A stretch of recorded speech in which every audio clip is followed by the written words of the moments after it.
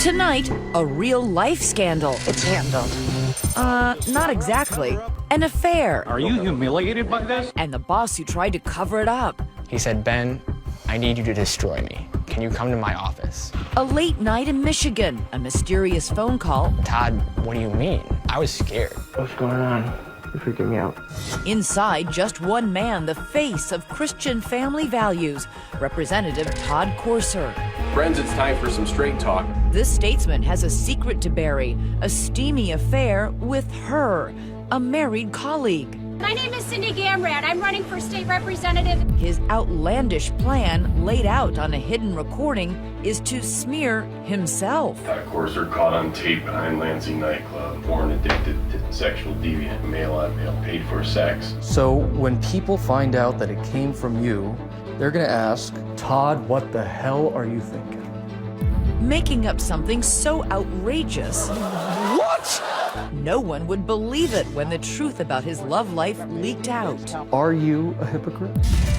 We're right there with them as they speak to 2020 about the outrageous national scandal. Sex, lies, cover-ups. Cheating on their spouses.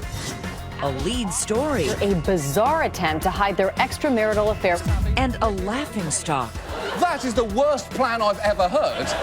And I'm including trickle-down economics, the pull-out method, and the plot of The Parent Trap. It's not about me. Tonight, blackmail.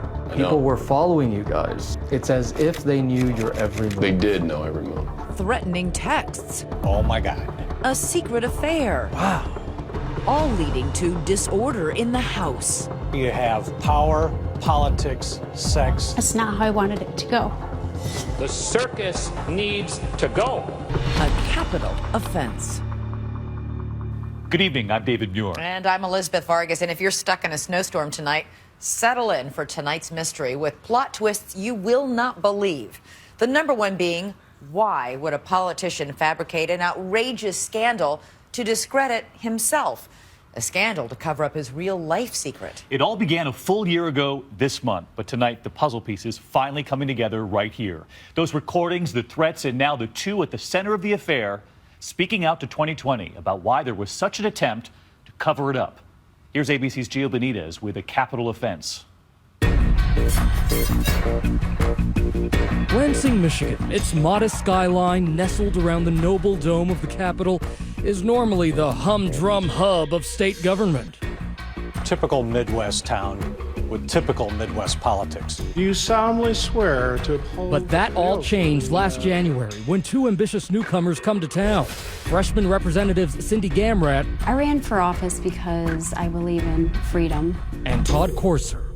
We were going there on a mission. The two buttoned-down, plain-spoken Poles hail from opposite sides of the state. So you got, what, 30 acres there? There's 30, yeah. It's great for the children, obviously. It sort of created a, Huck Finn life. Courser, a lawyer by trade, is from rural, religious Lapeer in the east. I think it's 112 churches in the county. It's a very faith-based community. And Gamrat, a homemaker and former nurse from the modestly titled town of Plainwell in the west.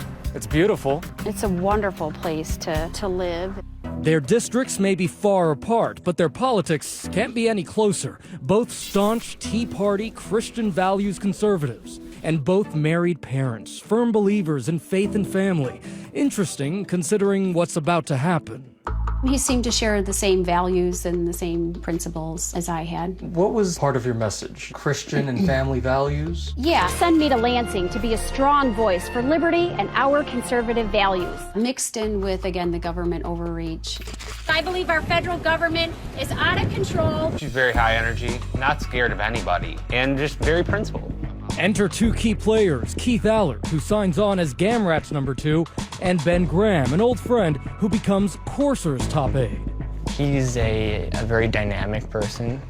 He's very engaging, he's very charismatic. He definitely draws you in, and he knows that. I'm against this, thank you. Last January, the two first-termers hit Lansing like a cannonball, determined to push their ultra-conservative agenda, even if it means fighting their own party. Come hell or high water, we weren't going to cut a deal with the GOP to sort of further ourselves politically. But the disruptive duo's sharp elbows approach alienate just about any potential ally they'd need to get their bills passed. Todd actually kind of declared public warfare on his colleagues. They were just very suspicious that everybody was looking to stab them in the back. In fact, the only relationship Courser and Gamrat seem to be cultivating is their own. The two are certainly close. I also think we're missing a component. They go on here TV together and even combine their two staffs, running operations out of the same office. Very unusual. So, I mean, as soon as they got here, people were talking. There are also frequent late-night sessions that have the two overnighting at the downtown Radisson Hotel. We actually would have lobbyists and fellow staff members ask us if they're having a relationship. But we also just couldn't believe that these two would do something like that. It's doing great. Yes, it is hard to believe. Todd Courser is married to his college sweetheart, Fawn. They have 4 kids together, pick apples in their spare time. That's a good one, buddy. And Cindy Gamrat is raising 3 kids of her own with her longtime husband, Joe, the kind of house mom you see smiling out of Facebook photos and price hunting in the produce aisle. Definitely, you don't forget the Oreos. But the rumor mill keeps churning, and now somebody in this quiet capital is doing more than talking. It looks like they're stalking. Take a look at this. An uncredited photo of Courser giving Gamrat a foot rub in broad daylight while parked at a Lansing strip mall. The photo is posted online after a nameless paparazzo delivers it to controversial political blogger Brandon Hall. It was just like, wow. You know, I mean, what is my representative doing right now in Lansing? You know, they probably think they're in their office or, you know, voting. And here they are in a parking lot giving each other foot rubs. People were following you guys and Yeah. taking these pictures of you I know. together in this car. And there's nothing happening in the car. Okay, maybe not in the car, but there is quite a bit happening elsewhere, specifically that Radisson. It turns out that Courser and Gamrat really are more than political bedfellows. It's your typical secret double life. They're putting themselves out there as these right-wing Christians, but they're fornicating behind the scenes. Given your positions on family values, didn't you see it as a real risk that this affair was going to be going on? In the beginning, it doesn't happen that way. As you walk forward, and then all of a sudden, before you know it, you're in a relationship with somebody. Despite the happy photos, Courser does acknowledge that his marriage to Fawn was as cold and dead as an Upper Peninsula winter. It was a burden, a tremendous burden. Was there any moment where you just thought to yourself, Todd, what the hell are you thinking? Well, I mean, there was a bitterness and a hardness of heart. And at that point, you don't even recognize yourself. Are you a hypocrite? You know, it's tough because I think there is a component of that. Well, everybody'd hear that I'm a believer in Christ. They wouldn't hear the part that I'm failed and flawed, you know, like everybody else, but it was true. And what's Representative Gamrat's position on this issue? Can you tell us what was going through your mind at the time? No, I'm just not gonna get into that. Did you violate traditional family values? Sure. Yeah, I did. I violated the covenant between a husband and a wife. The affair continues throughout the spring. So do the rumors, and so do the denials. One of our staff said to them, "You need to consider the optics of the situation." And they laughed it off. They just said it was a joke to them. But it's no laughing matter when the whiff of blackmail starts swirling around the couple. Out of the blue, both Gamrat and Courser start receiving a series of text messages threatening to expose their affair from an anonymous, disposable burner phone. Just look at some that Courser saved. Cindy sounds like she's great in the sheets. Silence in this case can be very detrimental. It could be disastrous, really. The texter says he'll let everybody off the hook on one condition only. You resign, Todd. He made the same demand of Gamrat, and adding teeth to the threat, the texter is referencing their private phone calls and inside details of their trips. It's as if they knew your every move. They did know every move. They knew my emails out of my outbox even after I changed my password. They knew texts from my phone. The texter is someone close, someone with the means and the will to destroy him. It's enough to put anyone on edge. There was just a lot of stress. Obviously, this was driving you to a breaking point. I would say that you couldn't have been at a lower spot. Todd is usually very chipper and sarcastic and fun, but there would be times where he would take things out on us with a great deal of anger. It was tough. It was very tough. And it's about to get a lot tougher as Representative Courser concocts a truly twisted plan to make his problems go away. He said, "Ben, I need you to destroy me." And I paused for a second, and I said, "Todd, what do you mean?" Stay with us.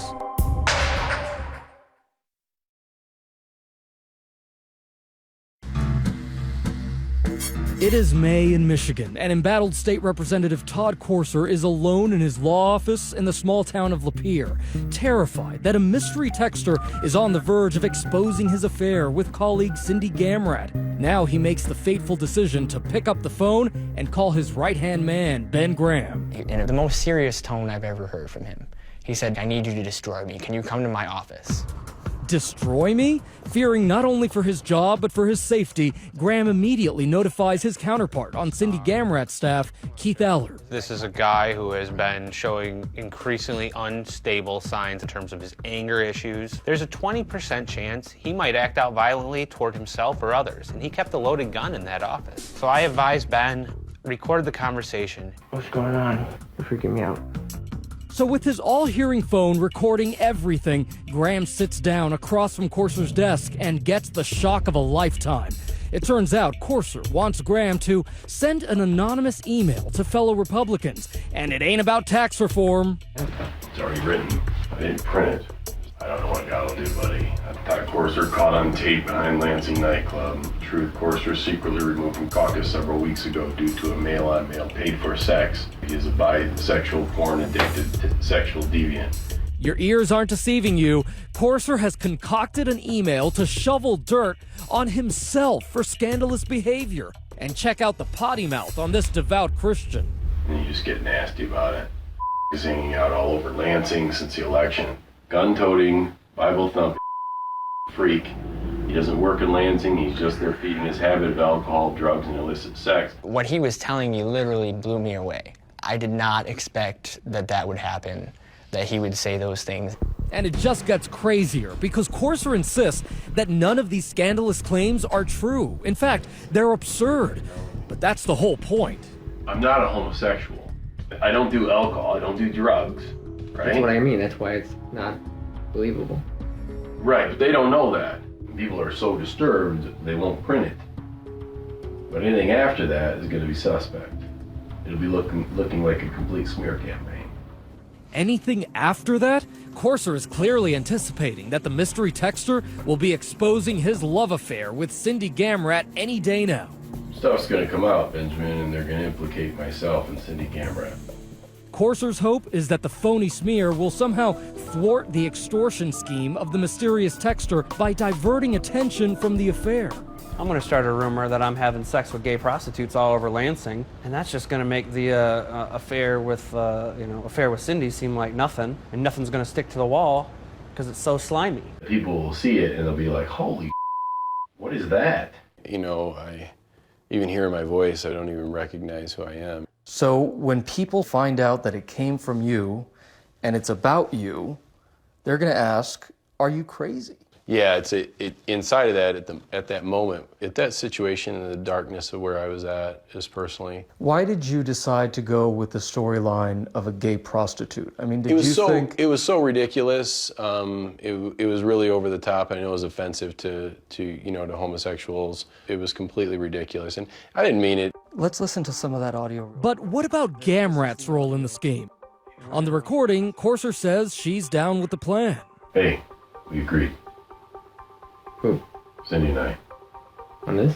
Yeah. So right there, he says that you both agreed on this. Mm-hmm. Yeah. Is he lying? Well, when I heard that audio, what ran through my mind is, why did he say that? So this email for you came out of left field? Yes. So that was a lie? Yeah, oh, absolutely. Back in that law office, Courser's demented plan has little appeal for his aide, Ben Graham. Remember, Courser wants Graham to send the email for him. Instead, the trusted aide says he walks out of the meeting shaken and alarmed. I couldn't believe he was asking me, and I I couldn't do it. I texted him back and said, Todd, I can't help you do this. I can't help you cover it up. I think loyalty went out the window for these staffers, and crazy filled the room. Undeterred, Courser sends out the self-incriminating email himself under a fake name to a Republican mailing list. Breaking scandal, blared the subject line. Indeed, it feels like this scandal has crossed into Olivia Pope's turf. Hand in your resignation, because in this town, your career is over. And yet, despite hitting the self-destruct button, Courser does not self-destruct. The email gets little notice. The sleaze bomb is a dud. I sort of dismissed it because I thought, well, I hear a lot of weird stuff in politics and slanderous things are said about a lot of people. Better still, the tormenting texter never follows through with the threats. Did you think I'm going to get away with this? Well, I don't think it was really to get away with it. It's like one of those chapters in your life you say, it was a crazy time. But then Courser and Gamrat give themselves more bad advice and follow it. That summer, for reasons now in litigation, they decide to cut off their own right hands, Ben Graham and Keith Allard, citing poor performance. They'd come into work late. They wouldn't show up they were required to. These are the guys who know all of your secrets. They do. Was it the smart idea to fire them? There's no way that they were competent that they should be there. Maybe so, but hell hath no fury like a staffer score. I felt that it was important for people to know the truth about these people and what they were doing. And we begin in Michigan. Todd Courser. Coming up, those confidants double-cross the boss, and Todd Courser finally hits the national political stage, but not in the way he hoped. It's true. He sent an anonymous email accusing himself of a fake liaison with a male prostitute. My very first reaction was, oh my God, this is huge. How will the betrayed spouses take the news? What was going through your mind when he first told you? And the fight for their political lives. What will their punishment be for their capital offense?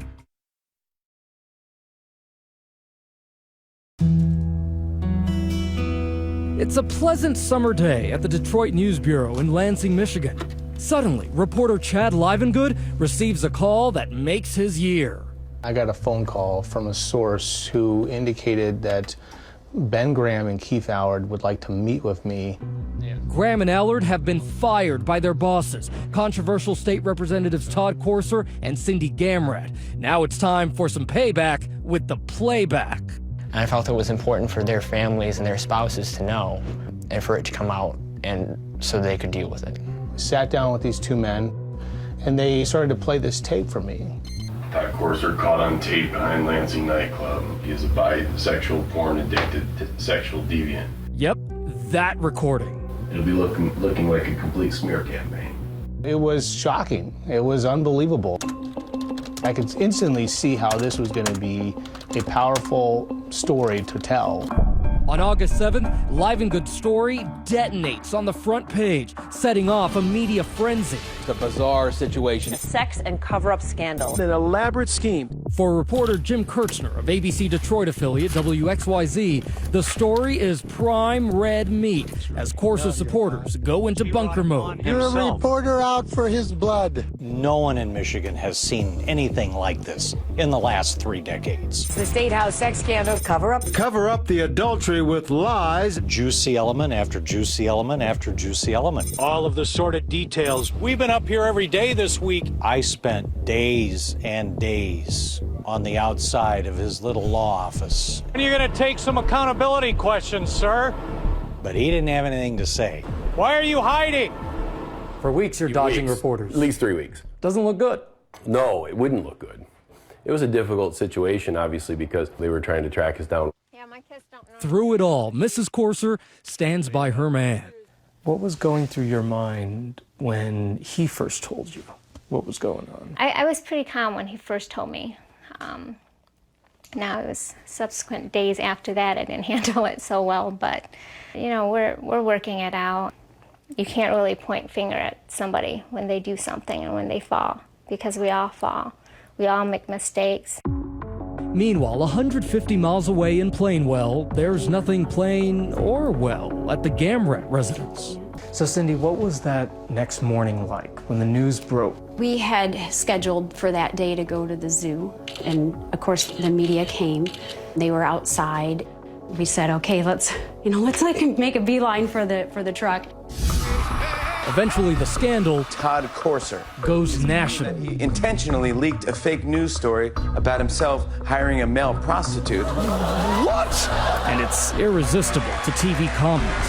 I wasn't having an affair. I was actually hiring a male prostitute. That is the worst plan I've ever heard. And I'm including trickle-down economics, the pull-out method, and the plot of The Parent Trap. Todd Courser always wanted to hit the big time, but not like that. Here you are on national TV, those comedy talk shows, you're the butt of jokes. Yeah. What's that like? I'm pretty tough, meaning my blood pressure doesn't go up a whole lot. But this was tough. 1 week later, I just want to thank my family. Gamrat takes her place in the pantheon of cheating politicians who issue public apologies with stoic spouses by their side. My husband is here, Joe, and I have three children. Joe Gamrat looks on, his face bereft of the family photo smile. What about your husband? Has he since forgiven you? He says he has, and I believe he has. I'm not here to resign today. I'm just here to say I'm sorry. How many people here feel that Cindy Gamrat should resign at this point in time? But sometimes sorry doesn't cut it. They need to resign immediately. Tad, you need to give it up. You need to come out now and say it's over. Just step down.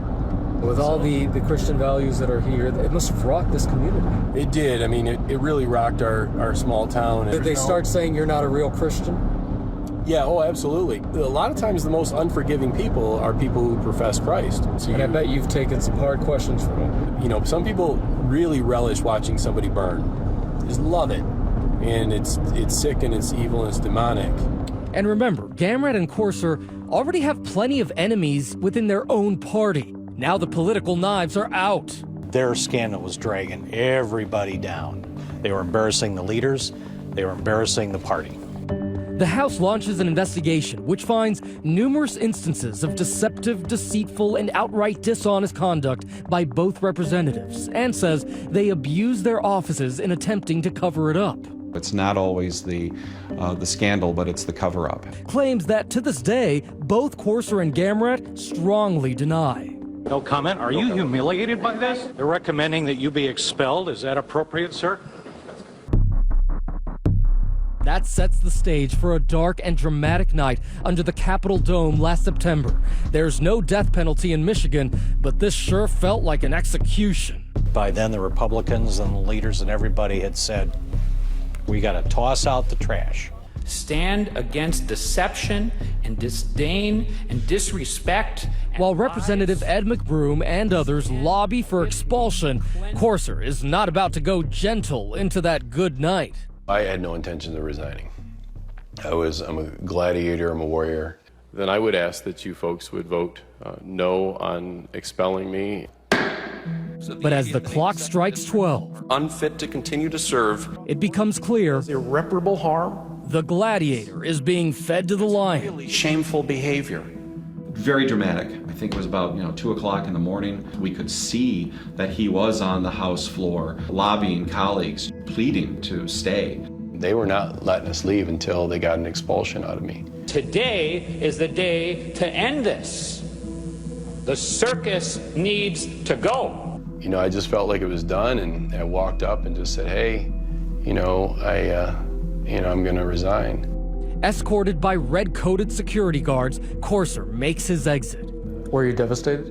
No. You know those lead blankets that they put on you at the dentist? There was like 20 of those came off me as I walked out the door. I got in my truck and drove away, and I got about 5 miles, and I just pulled into a parking lot, and I just turned the truck off, and I didn't move for 12 hours. You've let down so many people. And God, if I could go back and undo it, Lord knows I would. Back in the House chamber, it's 4 in the morning, and it's Cindy's turn to ascend the scaffold. She says she, too, thought about simply throwing in the towel. The other representative had resigned, and I panicked a little bit. But in that sea of hostility, Cindy finds a rock of support, her 18-year-old son, Joey. In my mind, resigning is kind of giving up the fight before you even get to actually fight. He said, stay and fight. He said, okay, Mom, take a deep breath and hold your head high. You're gonna walk in, you're gonna act like you own the place. You know, I can't go back. I can't go back and change the past. The only thing I could do was try to go forward and do it better. And I still believe that my actions warrant censure, but not expulsion. Gamrat pleads her case a final time, but the House has heard enough. There are 91 aye votes and 12 nay votes. They vote 91-12 to expel her. She's escorted out with her head held high, making Michigan history as the first woman to be expelled from that chamber. I mean, this is everything you had worked for. I know. And here it is in one night, gone. This isn't how I pictured it. Even regardless of all this pressure. Sorry. That's not how I wanted it to go. 2 Michigan lawmakers are out of office. Their political obituaries are written. A strange end to an even stranger scandal. It was the ultimate final curtain for both of them. But sometimes final curtains aren't so final. Get this. Just the latest twist. It's Gamrat and Courser, the sequel. Some were very surprised. They're not ready to give up the spotlight yet, and they want to shine it on whoever was sending those mystery texts that led to their downfall. Stay with us.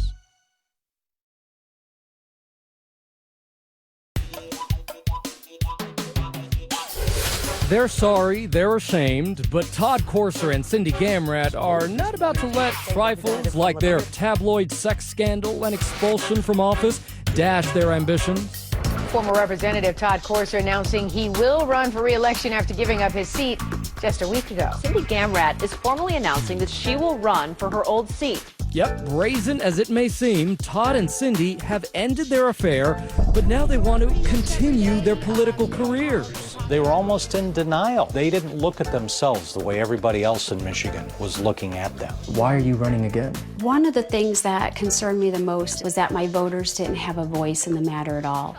Plenty of other candidates are vying for the seats too, but Gamrat and Courser have something the competition lacks. I have the highest name ID, I think, of anybody that's ever run for State House. I think what has happened is sort of elevated me to mythical status. But a lot of people will say, come on, name recognition, that's the reason you wouldn't be voted for. If you have time that passes, certainly have the best name recognition of anybody. But is it for the right reason? Well, it's negative now. But I said that people should have their opportunity to make their choice. But back in Lansing, their former colleagues aren't exactly eager to welcome them back. It was a continuation of the bizarre behavior.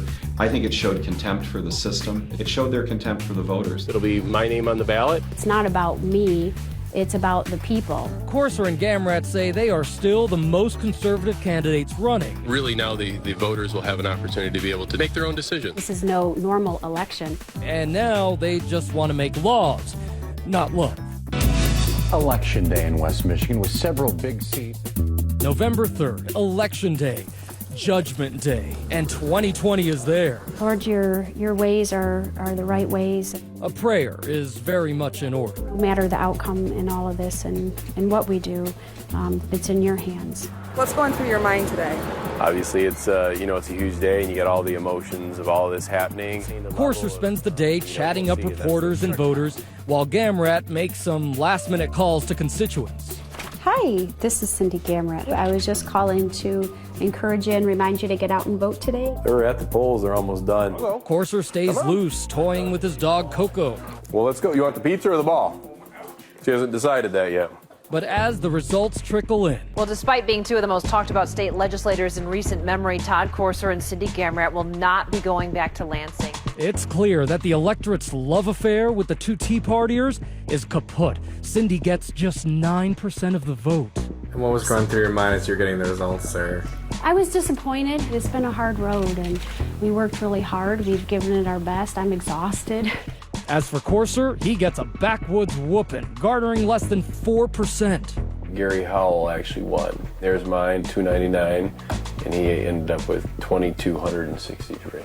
The bad news, he lost an election. The good news, his wife Fawn is still there, faithfully, with open arms. It's okay. It's politics. It'll take me a little while to kind of obviously heal from it and take some steps forward. Post-election, Corser retreats back to his law office in Lapeer to lick his wounds. But there's some unfinished business fevering his brain. He just can't get over those mysterious text messages that hit his iPhone last May. Remember, a hidden extortionist threatened to reveal the affair unless he and Gamrat resigned. Harassment, which Corser maintains, sent him over the edge. Do you believe at that point that you were being blackmailed? The texter was requiring me to resign. It felt like there was a bigger power at work here. Corser won't stop until he gets some answers. And that investigation will bring this story to its unlikely conclusion at this unexpected location with an even more surprising suspect. Was Corser up to his old tricks again? You wrote that email. Yeah. Why wouldn't you Yeah. send those texts? The twists and turns lead to the mystery texter. I remember reading the report and just shaking and not wanting to believe. When 2020 returns.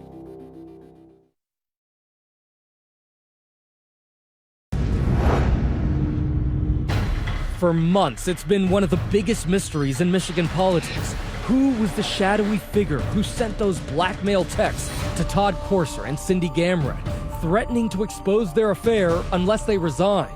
The guy who helped put the whole tragic farce in motion. There was this guessing game. Who was the sender of those texts? That became sort of the hottest guessing game in town. Remember, the mystery texter somehow knew private details of Todd and Cindy's phone calls, emails, and even their schedule. Not many people had the inside information of what was really going on, leading Corser to believe that the texter was someone close. You know, someone like a trusted aide, someone like Ben Graham or Keith Allard, possibly spilling secrets to his political enemies. I would say that somehow the texters were connected to the staff in some way to be able to get the information they had. I can 100% assure you right now that it was not us. For him to say that we were involved in blackmailing him is laughable because the texter asked him to resign. If he resigns, I lose my job. The texter had warned Corser that his phone was a burner, a disposable phone, so don't bother trying to trace it. Then a breakthrough when a private investigator hired by Cindy's attorney is able to trace the name on the phone's account. Get ready for this. It was a certain C. Livengood, the name of the Detroit news reporter who broke the story, Chad Livengood. My initial reaction was, that's not surprising that somehow they're going to try to pin this on me, but that's not going to work because I had nothing to do with it. And check out that spelling. Most print reporters know how to write their own name. Mine's with an E-N, and this said I-N-G-O-O-D. Then another startling twist. The blog mlive.com hires its own PI to look into the burner phone. And this time, a different name is uncovered. None other than Todd Corser. Corser had a crazy scheme in mind. A lot of people were wondering, are these texts real, or are these texts part of Corser playing the victim again? You wrote that email. Yeah. Why wouldn't you send those texts? Obviously, my credibility is already shot. Corser is so determined to clear his name and catch the real culprits, he walks into the state police headquarters in Lansing, demanding the cops launch a criminal investigation. Well, I was hoping that they would take it seriously and look through it. I mean, they didn't. The officer there, said, we know you did it. You just need to confess, and you shouldn't make false police reports. Eventually, the police do launch an investigation and are able to track GPS locations from the burner phone to the town of Port Huron, Michigan, specifically to here, the Domtar paper plant. Investigators make a shocking discovery. There's a traveling chemical salesman working at that plant, a person very close to Gamrat's family. Believe it or not, her own husband, Joe. I was devastated to see the police report. I remember reading the report and just shaking and not wanting to believe what I was reading. According to the report, an accomplice at the plant bought the phone with money provided by Joe Gamrat, and Gamrat would tell him what to text. Apparently, they were also assigning those misleading names to the account to throw off the scent. Gamrat has denied the allegations, and although he was named as a suspect, the prosecutor declined to press charges. Did you feel vindicated? Oh, sure. You felt like, see, I told you so, I wasn't the texter. Right, yeah, I mean, obviously I was telling the truth. The records also show that Gamrat exchanged dozens of texts and calls with Graham and Allard. The aides say that was nothing unusual. Joe Gamrat would call at all times inquiring about Cindy's whereabouts. What was unusual was what Gamrat did with that information. For instance, last February, Joe Gamrat followed his wife to the now infamous Radisson Hotel in downtown Lansing and called Allard to tell him what he discovered. And in that phone call, he says Cindy's husband Joe actually saw Cindy leaving one of these hotel rooms, Todd Courser's hotel room, early in the morning. He went back to his car. He called her. She picked up and said, well, why are you calling me? I've been sleeping for hours. And he said, oh, really? She said, yeah, I've been asleep. Like, why are you waking me up? This was just the tip of the iceberg. The police report revealed that even as Joe Gamrat was standing beside his wife in public, in private, he'd become obsessed with tracking her, spying on Cindy for months, and planting surveillance devices in her bag and car. Remember those photos of Courser giving Cindy a foot rub in a Lansing parking lot? Well, police found foot rub shots of the two on Joe Gamrat's iPhone. The level of the spying he was doing on his own wife was intense and amazing. I did not expect that. When that is happening to you, it's really traumatizing, and there's a fear component, and a feeling of not feeling safe or secure. And what does Joe Gamrat have to say about all of this? So we've tried reaching Joe Gamrat. We've texted him, we've called him, no response yet. So now we're going to go to his house, see him in person, to see if he has anything to say about this. Gamrat did come out to speak with us, but he wouldn't go on camera. He said he just wanted to put this whole thing behind him. Joe Gamrat is still the mystery man. If there's a cliffhanger in this story, it's Joe Gamrat. When we return, their political careers are over, and now maybe their marriages are too. It's hard. It's cold out. Why is Cindy Gamrat sleeping in a parking lot when 2020 returns?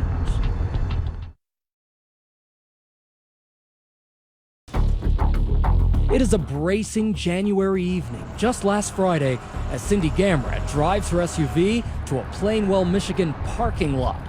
It's hard because it's cold out. This, she says, is where she spends her nights when her husband Joe comes home from his business trips on short notice. I'll tell you, when it's really cold, you wake up and then you start the car and, let it warm up, and I have a sleeping bag and blankets and that, so it stays warmer. Today, Cindy is preparing for a divorce. Even though she cheated, she says it's Joe who went too far. With his alleged stalking and extortion, she says she no longer feels safe to be in the house with him, despite the kids they're raising. As for her future, well, she's starting an advocacy website to help others who have been put under surveillance by their spouses. I just hope something good can come out of all this, because it's all been bad, and it's all been so bad. But while the Gamrat's marriage is over, Courser's is actually moving forward. He says the scandal made him and Fawn take a hard look at why their marriage was so troubled. They have now entered counseling in order to form a more perfect union. We want to heal our marriage, and we want to stick together, and that's what I want to ask you about. You forgive him. I forgive him. Saying you want to forgive someone is so much easier than actually doing it. And it's a work in progress. It may be true that a house divided against itself cannot stand, and while Courser may never again set foot in the State House, for now this house will have to be good enough. If I, take my sweater off, I still have a cannonball hole through me, so, it was a chapter in my life, and so I think you just keep taking steps forward in life and looking forward to what God has, in the future, and each day is a new adventure. So Todd Courser and his wife Fawn trying to make it work, but the question tonight, would you do the same? after a public scandal like that. Right. Let us know on Facebook and Twitter. Use the hashtag ABC2020.